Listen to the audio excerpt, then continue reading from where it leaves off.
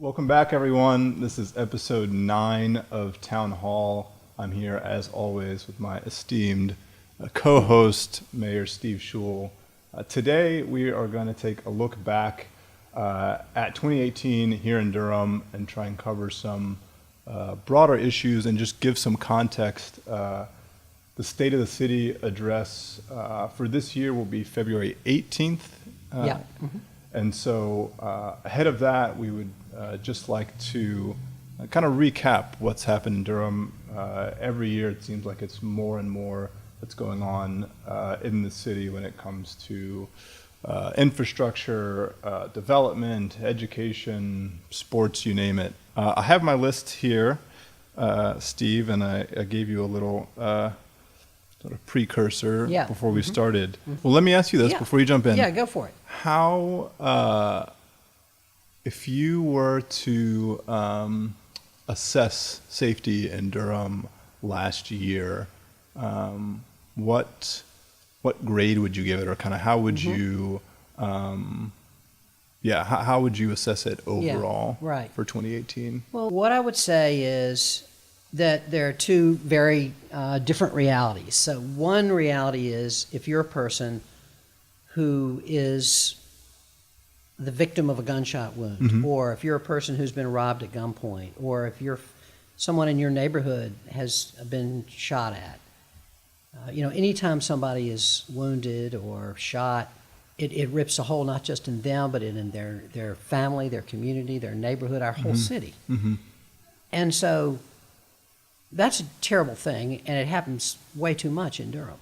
I don't have the figures yet for 2018, but in 2017, there were 240 people in Durham who were shot with a gun. And every one of those bullet holes was, a terrible tragedy. 24 of the people died, but the rest were, very damaged. So that's one thing. On the other hand, there's the kind of, when you look at the big picture, we made a lot of progress. We had a really good year in terms of public safety in 2018. Gun crimes, meaning any crime committed with a gun at all, a hold-up, an assault or anything, were down by 20% from 2017. That's a huge number. I doubt if there are hardly any other cities in this country that had that kind of decrease in gun crime last year. And so that's something that we can be really proud of. It took a lot of people. It's not just the police, it's the community. What do you think attributes to that drop? Yeah, I think there are a lot of good things. I think one of the things is good policing. We have a great chief. We have we have done a lot to improve the quality of our police department. We pay better than we used to, so our officers are, we're getting a lot more people applying to be officers in Durham. We have large classes of really well-qualified young officers, which is great. We've diversified the force, which is also really important. We continue to work on that. We give a take-home police car to every patrol officer who lives here in Durham, and so that's an incentive to be here, and it also helps make neighborhoods safer. We've done a lot of things to improve the quality of the force, so there's a lot of good policing that goes on. I think that's one thing. Do you think that's coming from the top down, from the chief, that change in behavior? Because I could see someone making the case that putting more money into policing may not be the solution for solving certain issues around crime and inequity in some of our neighborhoods. So do you think that on top of being able to recruit sort of better officers, are we able to measure that in a more meaningful, more equitable way, kind of what it means to be a good officer in the Durham police system? Yeah, great questions. I would definitely say that you're right that let's just put it this way, good policing can only be part of the strategy. We have to do the kind of policing that does two things at once. It effectively fights violent crime, as we were able to do this year, as our numbers show, which is great. I mean, to have that kind of reduction is amazing, and we won't have it this year. You can't do it 2 years in a row, but it's great. But the other thing that we've been able to do at the same time, which I think really shows where we are trying to go with the Durham Police Department, and this gets to your question, is we've had a lot of successful reforms that have made a big difference. So let me describe those. And these are the kinds of police reforms that work to win the trust of communities, because I think that's the other really critical thing. We're not going to fight crime effectively unless we have the trust of communities. So, for example, we as you're aware, we require written consent to search a car now. This was something that we in the City Council did before Chief Davis got here, but she has made it really work. Our searches are down from 1,200 a year a couple of years ago to 400 a year, which is great. Wow. So what we're doing is we no longer have, basically there are no longer any consent searches. If I want to, the only searches there are now are probable cause searches. If I see a gun on your seat, that's a probable cause. But I can't anymore just go to you and say, hey, can I search your car? And you say yes without me getting written consent. Mm-hmm.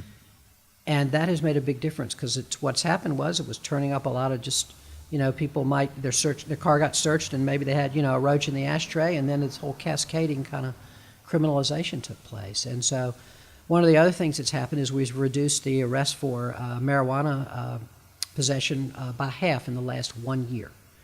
From 1,200 to 600. And the reason we're doing that is that the chief has deprioritized that, and also because we have this misdemeanor diversion court, where hundreds of people, not just for marijuana possession, but other small offenses, are going there and they don't get a criminal record. Before there's an arrest, before there's any criminal record, they go there. They might get community service. They might get, if they need some drug counseling or that kind of thing, they can get it. And so there are a lot of things like that. The chief has introduced community liaison officers into a lot of different communities. We are doing a lot of things to try to win the trust of communities, and I think it's working. I really think it's working. It seems like more and more people are coming around to the idea of building a different strategy around criminalization, specifically for marijuana, but just in general, how can we really reduce the amount of traffic in our prisons? Yeah. Well, Leo, my wife, very well, and she spent her whole year, before there was a word called mass incarceration, before anybody knew that term, her work all her life has been as an advocate and an educator to try to get the legislature to do things to reduce the prison population. So I've been living with that in my house for a long time. It's critically important. There's nothing more important. I mean, last year we had 700 people come back from state prison to Durham. Every one of those people, when they came back, had a very difficult situation to face, or most all of them. So one of the things we're doing in that regard is we now have a couple of our city's innovation team, which does amazing work, is doing a couple of things that I think are really important. One is we have a welcome home program for everybody that's coming back now that we can make contact with in the state's prison system. I write them a welcome home letter. I say, welcome back to Durham. And then with that welcome home letter comes a package of things: a cell phone, 20 hours of counseling, peer support counseling from someone else who was formerly incarcerated, who's one of our outreach workers, and other kinds of things come in this package to sort of give people a leg up when they get back. And so the city is trying to really make it different for people that come here. We're working on transitional jobs, transitional housing, which is hard, but it's really important. And then the other thing that we're doing is we have now the city, our city council is funding a driver's license restoration and expunction program called DEAR. Okay.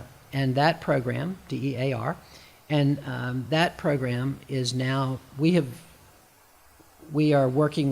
hired attorneys, we're working with our judges and our district attorney, our former district attorney Roger Eccles and our new district attorney Satana DeBerry, and we have already taken thousands of old charges, had them that were for failure to pay, failure to appear, things that had keep people from having driver's licenses.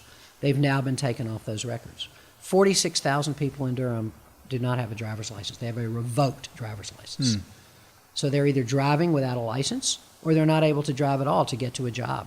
And so the DEAR program is working really hard at restoring driver's licenses. So we're going to be able to restore driver's licenses to thousands of people who have some old penalty that they haven't been able to pay.